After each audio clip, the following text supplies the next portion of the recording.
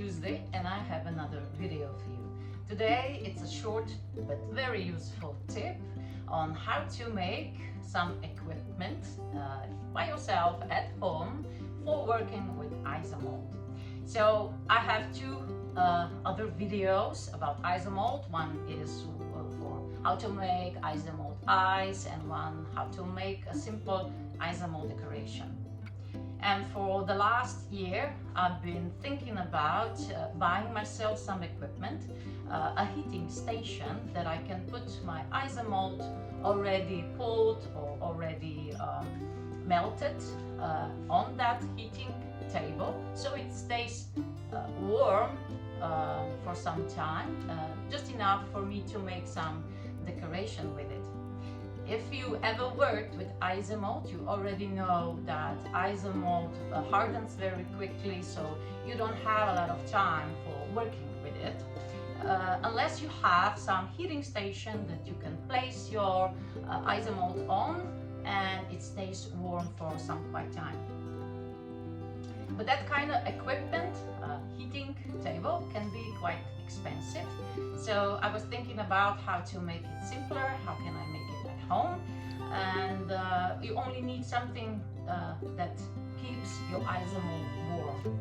So the first thought that I saw on the internet was making myself a standing table light and place on that old bulb, if you can remember, that we had many years ago, that wasn't LED, so it produced heat, it got very warm, so I could place my ISOMALT under that bulb. But the problem is that they don't sell those kind of bulbs anymore. We only have LED, so that we are more eco-friendly and more efficient with our electricity. So the next thought is infrared bulb. So I bought myself a new lamp and I bought an infrared bulb so I can heat my ISOMALT. Let me show you.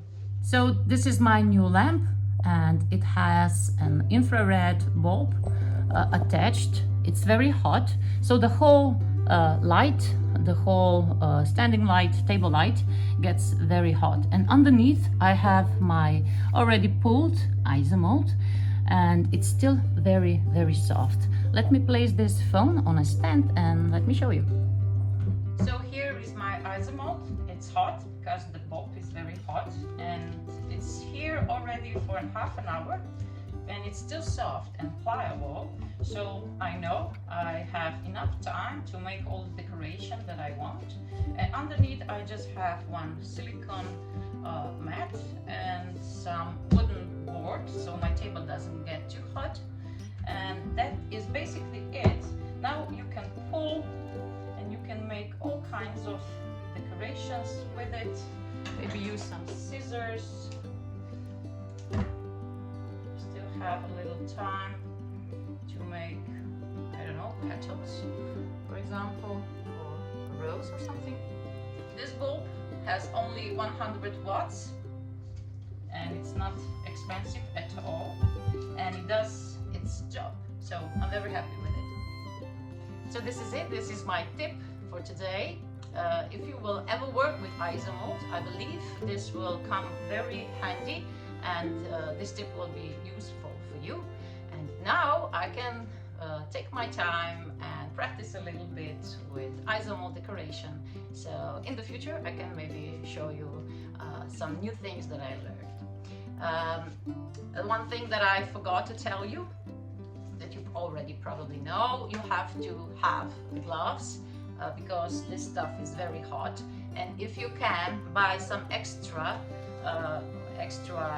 fabric gloves to put underneath those ones. I couldn't find any fabric gloves today, but I will search for them and I have to find them because like I said, it's very hot and it will be much easier for me to work with it.